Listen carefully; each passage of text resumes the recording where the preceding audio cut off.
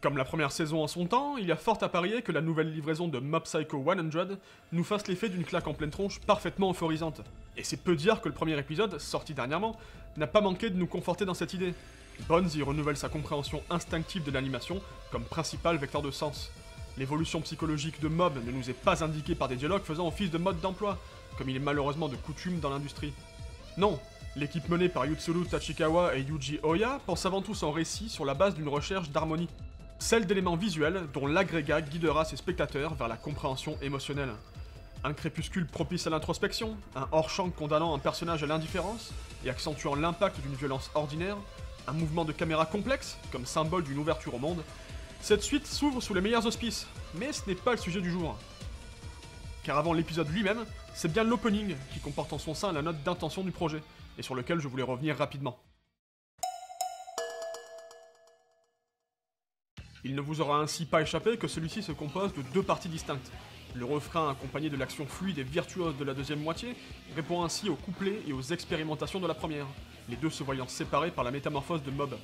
Tout est dit dans cette structure hétéroclite, dans cette unité formée de styles disparates. Mob est en effet un adolescent que l'on pourrait qualifier d'insignifiant. Différent du commun des mortels, il ne comprend pas les mœurs de son entourage, au point de casser l'ambiance lorsqu'il essaie de s'intégrer. Comprenant que ses pouvoirs psychiques ne feraient qu'aggraver la situation, il les dissimule et réprime ses propres sentiments pour essayer de suivre le mouvement. Mob se laisse entraîner partout sans sourciller et se demande comment profiter pleinement de la vie, ce qu'un esprit ne manquera pas de lui rappeler. En gros, il ne sait pas qui il est, et demeure dans la saison 1 un jeune homme en pleine quête identitaire. Cela se répercute sur le sujet de la première moitié de l'opening, la construction, métaphoriquement celle du mouvement en animation. La première scène est ainsi une reproduction, en image de synthèse, d'un zootrope. Vous connaissez tous cet objet sphérique constitué dans sa partie intérieure de plusieurs dessins décomposant une boucle d'animation. Une fois l'appareil en marche, et aidé par des fentes servant d'obturateur, le cerveau unifie le tout et crée l'illusion de mouvement. Cela fonctionne aussi avec des figurines et une lumière stroboscopique, comme ici chez Pixar, ou au musée Ghibli. Le fonctionnement diffère, mais la logique est identique, avec la Barrier Grid Animation. Aussi connue sous d'autres noms, comme Scanimation ou Kinegram, elle consiste en un seul dessin entrelaçant chaque étape d'un même mouvement et illisible à l'œil nu. Une grille permettra là aussi de décomposer l'animation, et donc de lui donner vie au fil de son passage. Cet effet est reproduit dans l'opening. Il est celui qui donne naissance, personnalité, détails, ombre et lumière à ce qui n'était jusqu'ici que d'abstraits aplats de couleurs. Et c'est bien là une idée thématique majeure que Bones se plaît à évoquer. Insuffler la vie, donner une âme à ceux qui n'en possèdent pas. C'est après tout l'essence de l'animation, artistiquement comme étymologiquement. Unifier des éléments qui se mélangent, s'opposent ou se reflètent, comme dans cette reproduction d'une vue kaléidoscopique. Trouver la beauté, c'est d'ailleurs ce que signifie la racine grecque du mot kaléidoscope, kalos, dans la réunion. Bref, c'est ici une inventive mise en abîme de l'animation qui nous est présentée, autant que la métaphore parfaite de ce qu'est une quête identitaire, cette fusion de particularités qui finira par nous définir. Dans la série, Mob refuse d'exprimer librement ses talents, évite de devenir ce qu'il est, quitte à être quelqu'un d'autre, comme peut le suggérer le Rubik's Cube de l'opening. Et que voir également dans cette suite de personnages s'effondrant comme des dominos? Très probablement l'impact du micro sur le macro, l'influence d'un fragment sur l'ensemble dont il fait partie, l'influence que la foule peut avoir sur Mob, et inversement. Ou encore celle d'un animateur sur la réussite d'une séquence, à la manière de la folle deuxième partie de l'opening, exigeant la collaboration étroite et précise des talents à l'œuvre. En outre, vous l'avez ressenti, c'est une animation limitée, imparfaite, que nous donnent à voir certains des exemples cités, sans commune mesure avec ce qui suivra. Et pourtant, la magie opère. À la manière des jouets optiques qui sont ici représentés, Bones nous dit peut-être que la vie peut naître de l'imperfection, et qu'il est facile d'accepter ce qui échappe à notre conception de la normalité. En invoquant les travaux séculaires du pré-cinéma, la séquence nous rappelle que la magie est née des audacieux. Autrement dit, c'est en acceptant nos différences, en refusant une prétendue norme, en mettant nos talents au service du collectif, que l'on peut accéder à la pleine construction de notre être, et avoir un impact sur le monde. Et c'est aussi le cas d'une série d'animations.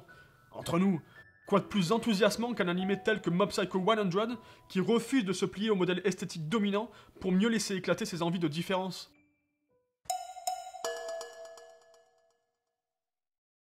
Le travelling circulaire qui met fin à la première moitié voit la décomposition, encore une fois, du mob introverti et refusant d'exprimer ses talents. Sa recomposition, son unification, se fera logiquement en un mob vénère, cédant à toutes ses pulsions et laissant éclater ses sentiments refoulés. C'est le thème de cette deuxième partie d'opening, qui rappelle une énième fois l'importance fondamentale de toute vision artistique. Car c'est bien elle qui va ici transcender des thématiques et un récit classique pour les conduire vers le chemin d'une véritable et ambitieuse profession de foi. Les origines de l'animation évoquées dans la première partie ne rivalisent naturellement pas avec les moyens actuels.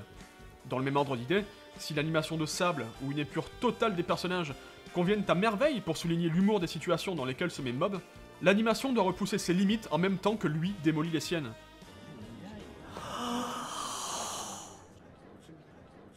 La deuxième moitié de l'opening, comme d'ailleurs de nombreuses séquences de la saison 1, est donc une ode à la vie, et par extension au mouvement et à l'animation.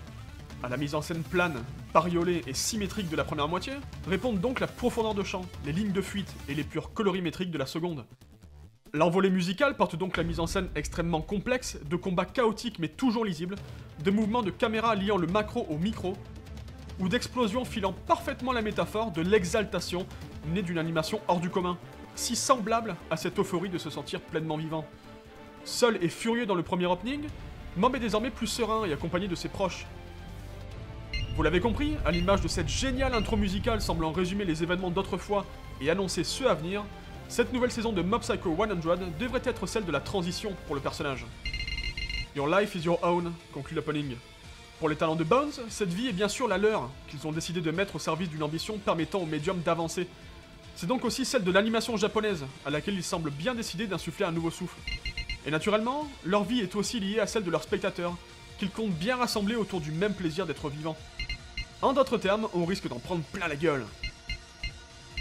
Mais mon Dieu. On va adorer ça.